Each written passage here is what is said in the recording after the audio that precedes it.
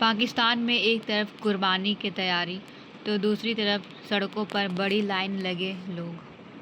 आखिर ये समस्या ईद के माहौल को किस तरीके से प्रभावित किया?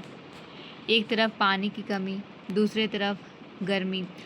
44 डिग्री सेल्सियस की तापमान में वृद्धि देखने को मिली है।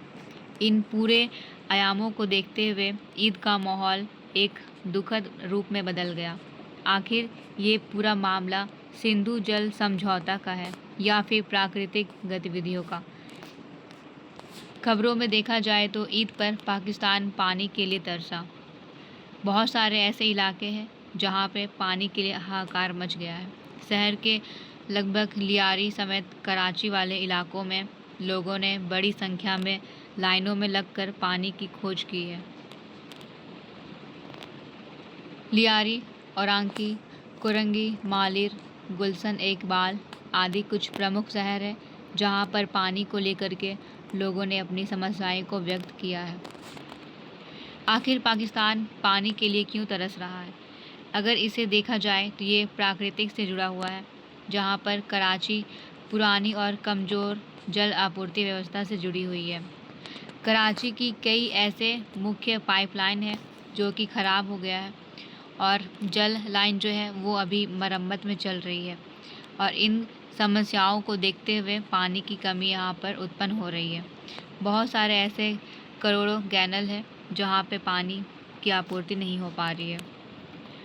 दूसरी तरफ हीट वेव और भीषण गर्मी लगभग यहाँ पे देखा गया है। मई में कराची के आसपास का जो तापमान है 44 डिग्री सेल्सियस से भी ऊपर बढ़ चुका है और पानी की मांग बहुत ही ज़्यादा यहाँ पे बढ़ गई है और धरातलीय जो जल है वो भी यहाँ पर पूरे तरीके से नीचे पहुँच चुका है। जनसंख्या वृद्धि और शहरीकरण, आबादी में लगातार वृद्धि देखने को मिली है, जबकि यहाँ पर जिस आबादी में यहाँ पे बढ़ोतरी हो रही है उस अनुपात में जल यहाँ पे नहीं मिल पा रहा है और जिसकी वजह से यहाँ पर जल की आपूर्ति जो है वो नहीं हो पा रही है। तो ये बहुत ही बड़ी समस्या है कराची की, क्योंकि यहाँ पे इतनी बड़ी जनसंख्या को जल की आपूर्ति कराना अब एक समस्या के रूप में उभरा है। जल चोरी और टैंकर माफिया, ऐसी खबरें आई है जहाँ पे स्थानीय रिपोर्ट में बार बार आरोप लगाए जाते हैं कि जल जो है वो चोरी हो रही है और साथ में टैंकर का जो नेटवर्क है वो भी संकट की ओर बढ़ रहा है। यानी कि बहुत सारे ऐसे इलाके हैं जहाँ पे लोग टैंकर को ही गायब कर दे रहे हैं और जिसके वजह से ज़रूरत वाले इलाकों में पानी नहीं पहुँच पा रहा है। क्या सिंधु जल समझौते से संबंधित है? ऐसे खबरें आई हुई है कि जहाँ पर ये सिंधु जल समझौता से जुड़ा हुआ नज़र आ रहा है, लेकिन सही मायने में ये इंडस वाटर ट्रीटी अभी भी अंतर्राष्ट्रीय स्तर पर एक महत्वपूर्ण समझौते के रूप में है। कुछ लोग यहाँ पे पहलगाम आतंकी के समय संबंध जो ख़राब हुए थे भारत और पाकिस्तान के, तो उन संबंधों को भी यहाँ पे जोड़ा जा रहा है कि उस टाइम पे पानी जो है वो यहाँ पर भारत की तरफ से बंद किया गया था, तो उसी के वजह से ये समस्या उत्पन्न हो रही है। परंतु वर्तमान में अगर ये समस्या उत्पन्न हुई है तो इसका सबसे बड़ा कारण है गर्मी, प्रशासनिक विफलता और पाइपलाइन की खराबी। यहाँ पर भारत के द्वारा अभी तक ऐसी खबरें नहीं आई है कि इंडस जो नदी है उसका जल यहाँ पर प्रतिबंध कर दिया गया है, तो ये प्राकृतिक आपदा से जुड़ी हुई समस्या है।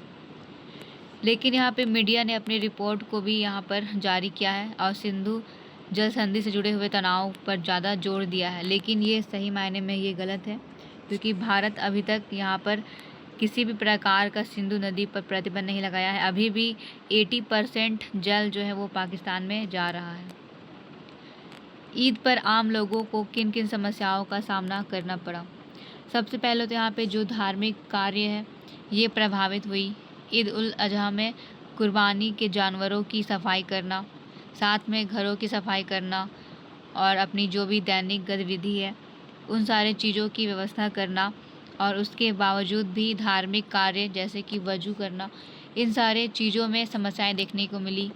लोग ईद के माहौल में लंबी लाइनों में लगे हुए थे पानी के लिए और उनका ये पूरा खुशी का माहौल एक तरीके से यहाँ पे समस्या के रूप में यहाँ पर बीतता गया।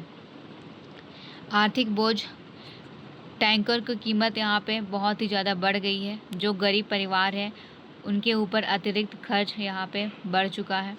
बहुत सारे ऐसे लोग हैं जिनके लिए पानी की व्यवस्था करना आसान हो गया था, लेकिन जो गरीब है उनके लिए पानी एक लग्जरी वस्तु के रूप में यहाँ पे दिखाई दिया। स्वास्थ्य संकट, 44 डिग्री सेल्सियस की गर्मी इतना ज़्यादा बढ़ चुका जिसकी वजह से डिहाइड्रेशन, हीट स्ट्रोक, बच्चों और बुजुर्गों में बीमारियां देखने को मिली। एक तरीके से ये स्वास्थ्य को भी प्रभावित कर रहा है। ऐसी स्थिति में पाकिस्तान को क्या करना चाहिए?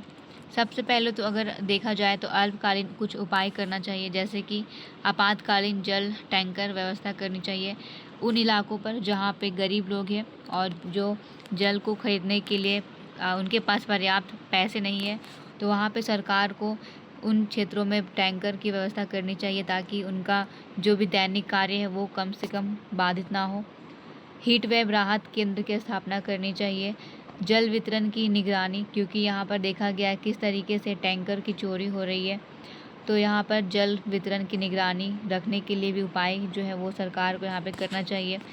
गरीबी इलाकों को ज़्यादा प्राथमिकता देना चाहिए, क्योंकि जो एरिया ज़्यादा यहाँ पर जो पैसे वाला है, अमीरी इलाका है, वहाँ पे तो जल की आपूर्ति हो सकती है, परंतु वैसे इलाके जहाँ पे लोग पानी खरीद नहीं पा रहे, टैंकर को बुला नहीं पा रहे, तो वैसे इलाकों को ज़्यादा सरकार को ध्यान में देना चाहिए। कुछ दीर्घकालिक उपाय है, जैसे कि नई जल परियोजना और जलाशय का यहाँ पे निर्माण करने को लेकर के सरकार को यहाँ पर अलग अपना जो रणनीति है उसे बनाना चाहिए। पाइपलाइन आधुनिकीकरण करना चाहिए, क्योंकि खबरों में आया है कि पाइपलाइन की व्यवस्था यहाँ पे ख़राब हुई है। बहुत सारे ऐसे इलाके हैं जहाँ पे पाइप जो है वो फट चुकी है और उनका मरम्मत किया जा रहा है। वर्षा जल संचयन की व्यवस्था करनी चाहिए ताकि गर्मी में भी जलाशय जो हमारा ये जो भू स्तर का जल है उनका यहाँ पर निरंतर जो है बढ़ोतरी होते रहे। समुद्री जल को मीठा पानी में बदलने के लिए संयंत्र की व्यवस्था करनी चाहिए। जल की चोरी और टैंकर की जो माफिया हो रही है उन पर नियंत्रण रखना चाहिए, या फिर उन्हें अच्छी तरीके से उसमें नियंत्रण रखने का उपाय ढूंढना चाहिए, और जल प्रबंधन की सुधार को लेकर के भी रणनीति तैयार करनी चाहिए। इन व्यवस्थाओं के कारण क्या सरकार पर सवाल उठ सकते हैं?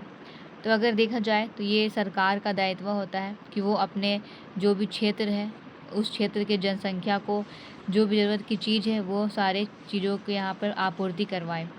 लेकिन यहाँ पे देखा जाए तो जिस तरीके से जल जो है एक समस्या के रूप में उभरा है, तो इस पर सरकार का भी यहाँ पर नाम जो है या फिर उन पर भी सवाल उठ सकता है। जल प्रबंधन की विफलता के कारण लोग सरकार पर यहाँ पे जवाबदेही मांगने की कोशिश करेंगे कि आखिर में वे क्या कर रहे हैं। इस जो अभी का समय है, इस गर्मी के मौसम में भी वो उन इलाकों में जल की आपूर्ति नहीं करवा पा रहे हैं जो इलाकों में ज़रूरत है। तो आखिर में सरकार का काम क्या है कि ज़रूरत की चीज़ें उपलब्ध करवाना। बुनियादी ढांचे की कमजोरी, सरकार का सबसे बड़ा कर्तव्य होता है कि वो अपने इलाकों की जो बुनियादी ढांचा है उसे सुधारने की कोशिश करें, लेकिन यहाँ पर अभी भी ये कमज़ोर है। कुछ इलाकों में देखा गया किस तरीके से पाइप फट चुकी है, तो आखिर में ये बहुत ही बड़ा समस्या है।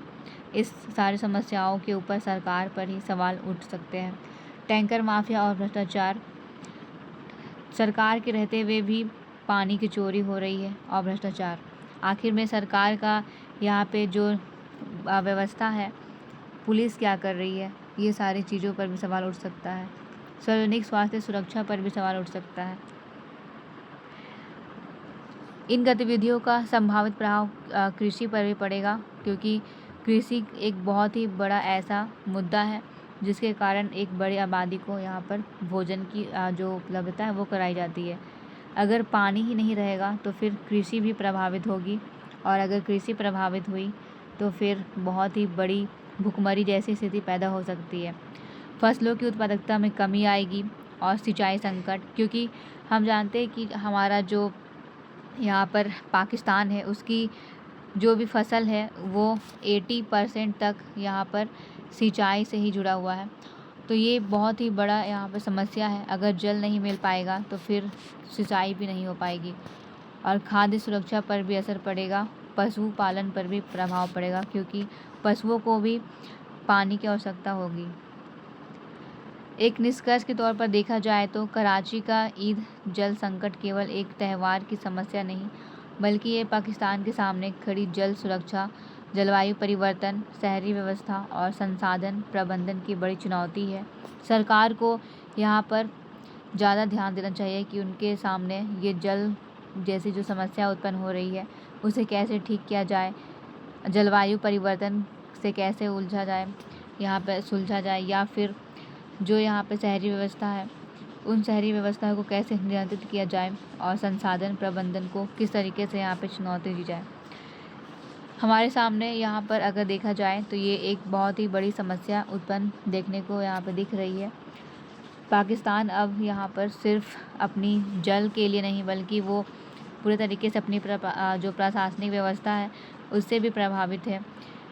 और इसका अगर देखा जाए तो सिंधु जल जो समझौता है इसका यहाँ पर कोई भी कनेक्शन नहीं है।